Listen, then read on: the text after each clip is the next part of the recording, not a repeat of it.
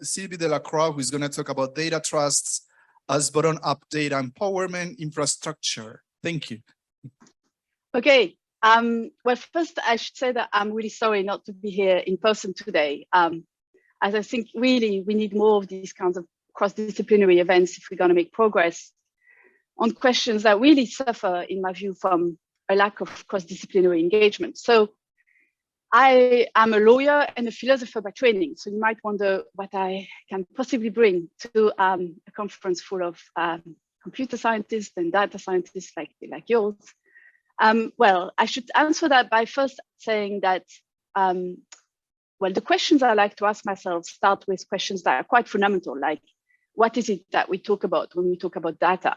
And actually, the very act of defining data is a value-loaded one, and it does lead to problems. I think we've been hijacked to some extent by the fact that these very successful machine learning technologies have developed very fast and have encouraged a definition of data as an asset that is not entirely helpful, and I'll explain why.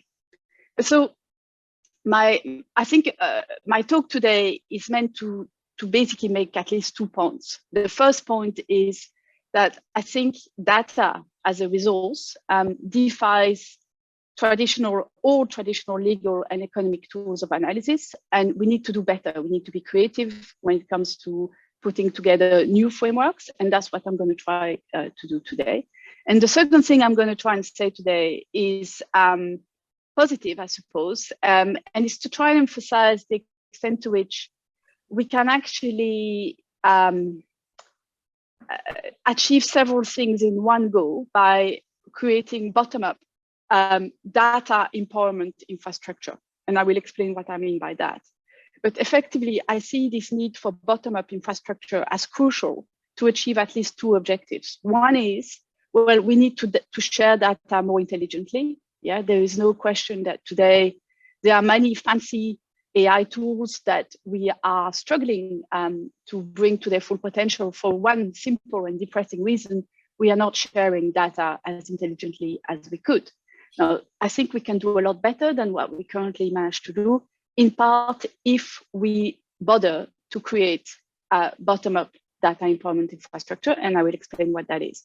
The second big draw, if you want, of this bottom-up data infrastructure consists in the fact that they also allow us to address seriously, and not just by ticking boxes, the fact that there are serious vulnerabilities at stake when it comes to exploiting personal data, whether it's for research purposes or for other purposes. And so that calls for solutions that do better than simple consent as we experience it today, where we're all clicking away these pop-up consent windows, which encourage just a culture of passivity, which I think is highly detrimental to what we need to achieve. And what we need to achieve today is to actually raise awareness of the importance of data as the source of various common goods, including, better use of natural resources, better medical outcomes, etc., etc. And I think if we don't manage to raise awareness and also beat this habit of passivity that has taken hold in large part because we overly depend on top-down regulation. So if we don't manage to take that seriously, and I think it's actually getting to the point now where the window for action is getting shorter and shorter. But so in short, my point today is to argue for the need for bottom-up data infrastructure. Now, to do that, I will start by considering the merits of a data river analogy.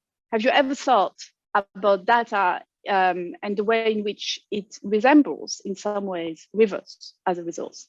Well, just like a river, data can be a source of wealth for some and a source of vulnerability for many others. It can also be a public resource for many communities, right? So where a river can be diverted for milling or irrigation purposes, it can also give rise to navigation and fishing rights, anti-pollution prohibitions, and flooding risks.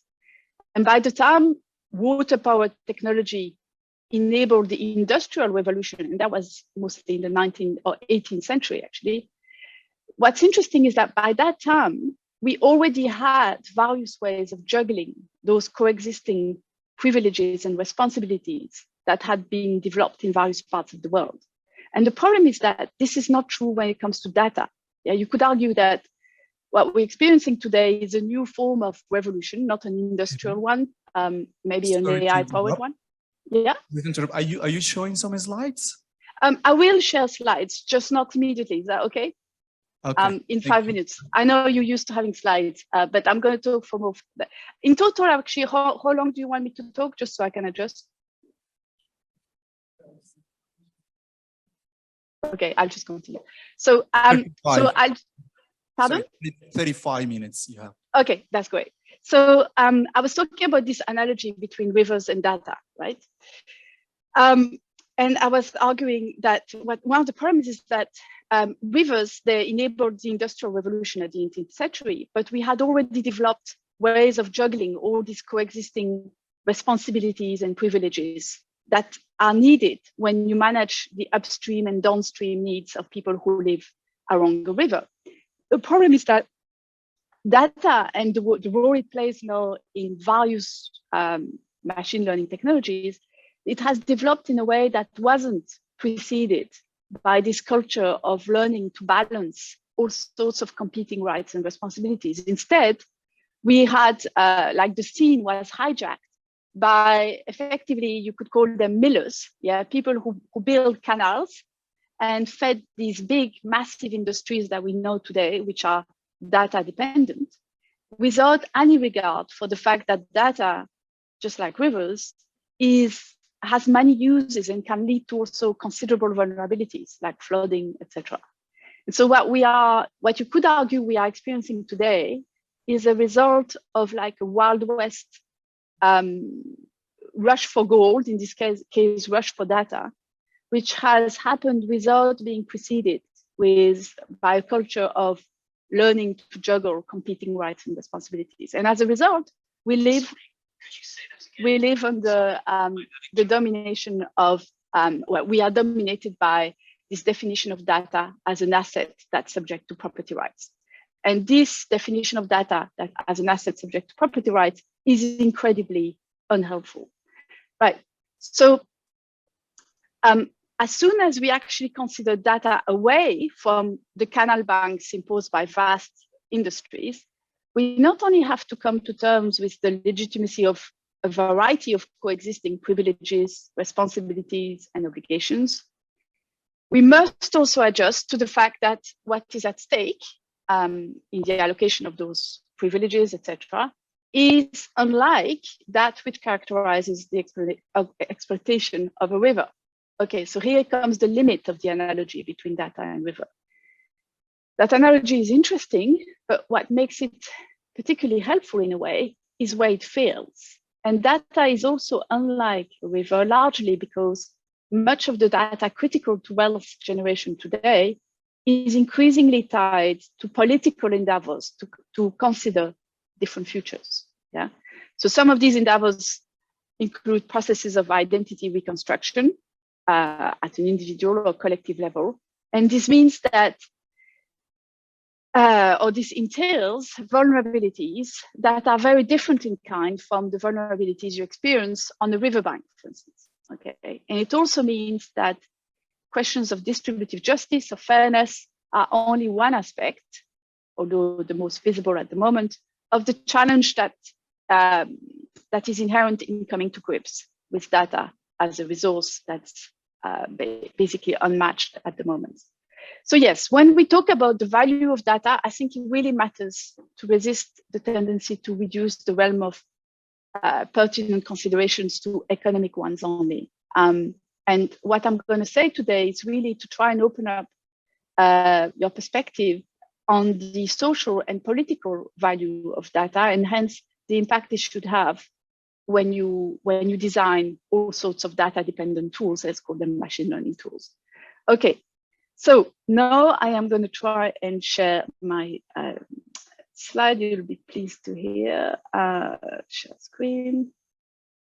Okay. So hopefully you can all see my screen.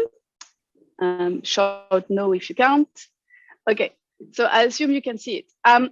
Now, the reason I delayed showing my screen is because I didn't want to start straight away with this word bottom-up data trust. Now, bottom-up data trust today, it's not just theory, I'm excited to say, it's also actually a concrete initiative that is led by 3 pilots that have been launched literally 2 months ago. So it's a live, concrete, you could call it an experiment. And I'm going to try to explain what these bottom-up data trusts are.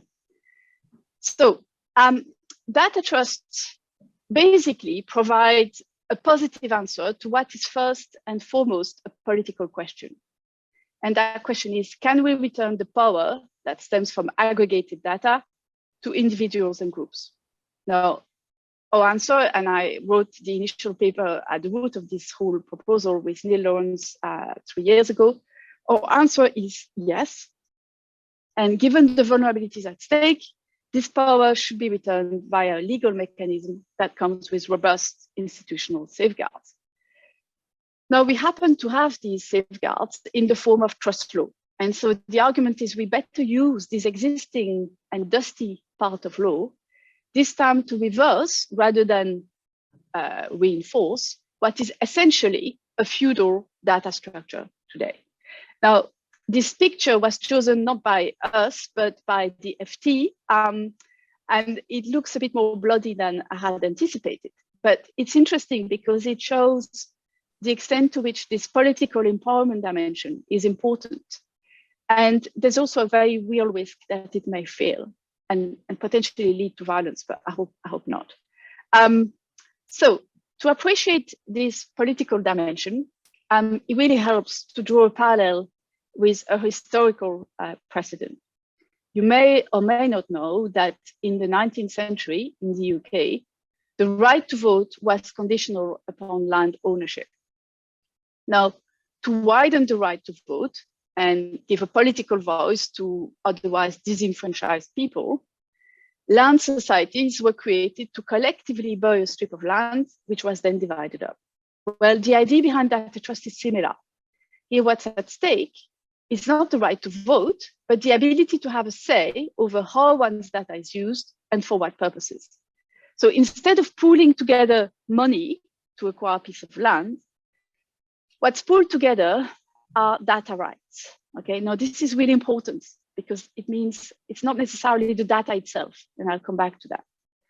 Now, data trusts are in a position to address what I see as effectively 3 problems, to make it simple. First, we lack tools for collective action. Yeah, much of our legal systems today are very focused on individuals, but we're very ill-equipped when it comes to facilitating collective action. And when it comes to data, actually, individual rights are ill-fitting, given the challenges at stake. Now, the second problem is that data consent today is really more than make-believe. I mean, you can think of the pop-up windows you've just clicked away this morning, or there are many examples. And then the third problem is the need to share data more intelligently. Yeah, I started by highlighting that. Clearly, we can do better, and data trust have the potential to considerably improve things. Now, the key point about data trust is that they need a data trustee, right? At the heart of a data trust is the data trustee. Now, these data trustees have a fiduciary obligation of undivided loyalty towards the beneficiaries of the trust. Now, in this case, the beneficiaries of the trust are us, the data subjects, okay, those who join a data trust. Now, a fiduciary obligation sounds lovely. It's probably the strongest type of safeguards law can provide, at least private law. But if it doesn't come with real teeth, you could argue that it provides false assurances and in that way do more harm than good.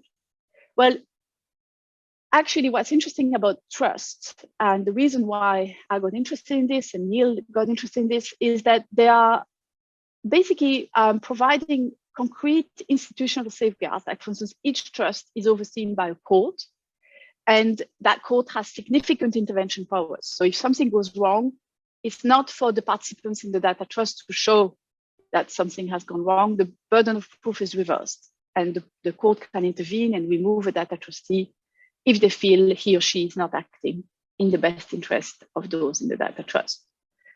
Now, you might ask, and that's okay, trust law sounds rather complicated, especially an audience like yours. You might think, why are we even listening to something about trust law? And you could ask, well, do we really need fiduciary obligations? Can we not rely on contracts, like there's the form of law that we're all familiar with? Well, to answer that question, it's useful to think of data trustees as the much needed 21st century profession. So just like progress in the medical sciences gave rise to the medical profession back in the 19th century, today we badly need data trustees as a new 21st century profession. And just like we wouldn't ask whether doctors' fiduciary obligations are really necessary, to ask whether we really need data trustees as a fiduciary intermediary layer is to miss the point. What's the point? Well, the point is that it's a value-based choice. Yes, we can and should build other forms of data institutions. There are many, data co-ops, data commons, etc. And these other forms of data institutions can be based on contract or corporate structures. So they all have a role to play. I'm not here to deny that. But what's important is to note that those contractual or corporate structures cannot give you the level of safeguards that trust offers. So you will have to choose a structure that's appropriate for your aims, for the level of risk you envisage, and for the nature of the vulnerabilities at stake. In short, if you're going to try to create a structure that handles personal data, you probably want the maximal level of safeguards. Now, it's time to get concrete, enough of legal and theoretical points. If you do go for data trust as your solution to basically making data sharing easier and safer for everybody, and also as a way of doing better than mere consent, you're faced with several implementation choices. And I will only mention a couple for now. First, the governance structure of a data trust can be highly participatory or completely hands-off, right? Second, and that's really important because I get a lot of misunderstandings, the data does not need to be stored centrally, right?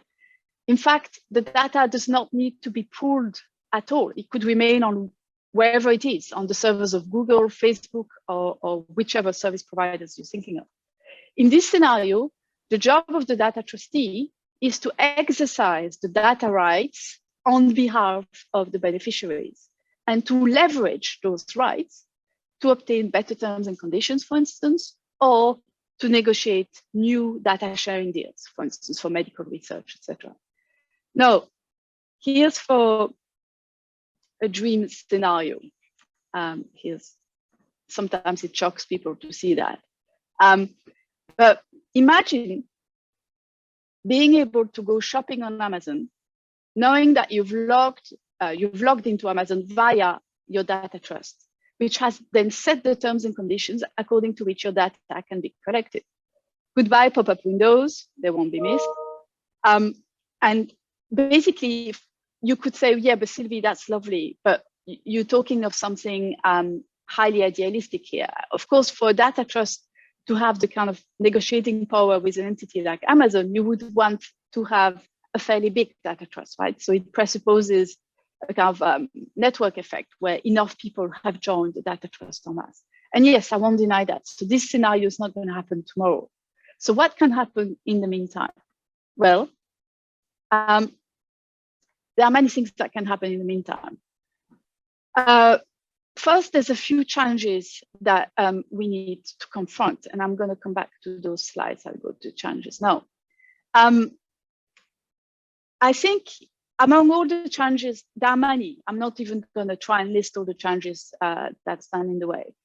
One of the first ones is, of course, that we have a low level of data awareness. Okay, so one of the key questions here is how do we make sure that data trusts do not end up empowering only the least vulnerable part of the population, right? That's going to be a problem. And what do you do with all people who do nothing? What if the only people who join data trust are those who are actually the least vulnerable because they know all about the risk they're taking when they share data online, etc. Well, you could consider all sorts of solutions. There's one that involves a default data trust to which people would be assigned in the absence of choice. There are others as well. All of them have problems. All of them will need some degree of oversight, right? So you're gonna need, in my opinion, some oversight mechanism. Just like we have a charity commission that oversees charities, I think there's an argument to say that you would need an oversight body that oversees data trust. Now, the second challenge is you might worry that basically this could lead to a race to the bottom, right? What if data trusts compete with each other? Because remember, data trust, one of the key arguments for data trust is to say, from now on, we are leaving the one-size-fits-all approach to data governance, and we are enabling people to choose a data trust that reflects their aspirations and attitude to risk, etc. So that's why I had this little, I'm not a very good drawer, but remember that slide where this guy or this lady has a trolley, shopping trolley, and she's trying to choose a data trust. And she's hesitating between a data trust that maximizes financial returns and another data trust that, say, gives as a priority the maximizing better use of natural resources and medical research, and then another one that maximizes security. Yes, you could imagine all sorts of like relative priorities. So you kind of choose the data trust that seems like a good fit, and then you can shop around and change, let's say, if you change your mind or if your aspirations evolve, etc. There's something appealing about acknowledging the fact that people have different attitudes when it comes to data and the risks it entails. And so rather than have a blanket approach, you could give them a choice, right? Now, that's all very good, you might say, but what if all those data trusts competing against each other start competing by offering the maximum financial returns? And so as a result, pushing people to sell more and more of their data in a way that could be argued to be just not empowering at all and actually actively unethical. Well, the answer to that is twofold. One is, I do think that at some point we're going to need active legislation that states which kinds of data can be monetized and which kinds of data cannot, right? At the moment, we're still a bit, well, in the, let's call it the Middle Ages of data governance. And I think there's going to need to be intervention at a legislative level on that front. The other side is to say that that's why I'm insisting on data trustees as a new profession. Yeah, just like in principle, doctors could be competing against each other, trying to offer treatments that are actually pointless and probably do harm, more harm than good. In most cases, doctors tend to hold themselves to better standards than that, in part because there's a professional body, in part because they join the medical profession out of altruistic motives, etc., etc. It doesn't prevent rotten apples, but to think of data trustees as a new profession is to acknowledge the idea that regulation is not only going to happen at the top level. You need several layers, and one of them will be at the level of data trustees themselves. Okay, back to the challenges. So I've talked about the race to the bottom. I've talked about the low levels of data awareness. In fact, yeah, I've mentioned the 3 challenges on my slide. I think I'm going to actually focus now on what is actually happening today in the Data Trust Initiative. So it's really exciting that in the space of 3 years, we've moved from theory, a paper published in the International Journal for Data Privacy Law, to practice. We've launched the first pilots worldwide, the first data trust pilots. And in a nutshell, so you can get more details about these pilots here in this website, datatrust.uk. But in a nutshell, the 3 pilots are, one of them is focused on the place, basically a fishing community that is suffering from several forms of embedded inequalities. And the idea is to see whether a data trust could be built with the purpose of facilitating a community-led approach to the governance of their data. which data do they want to pull together, which ones do they not, for what purpose, etc. So that's like a place-based data trust. We have one that's piggybacking on an existing NHS study, longitudinal study of babies born in Scotland, where the idea is to say, could we offer as an alternative to the traditional consent route, a data trust route? And what I find fascinating in that pilot is that we stand a chance of learning why some people might choose the traditional consent route, while others might choose a data trust route. And what we learn along the way will be very precious, I think. And then the third pilot, in fact, a lot of you should be aware of that one, is basically focusing on the 1.5 million or so people who have opted out of sharing their data this summer with the, the proposal was to share your GP records with a number of entities, let's put it this way. And you had the choice of opting out, and 1.5 million so people opted out. And here the idea is to offer those people the opportunity to join the data trust that might give them a sense of more agency over how their data is used, for what purposes, etc. And again, I think we stand to learn a lot because it's all very good to think that in theory it offers a lot of benefits. At the end of the day, what we need to find out is whether people understand and want this kind of bottom-up infrastructure, or if it doesn't work, what are the alternatives? Okay. I'll briefly mention this slide. It's a bit complicated actually for a slide, but it's on the website datatrust.uk, where it helps to understand the kind of questions you want to consider when you're choosing a data sharing structure. Yeah.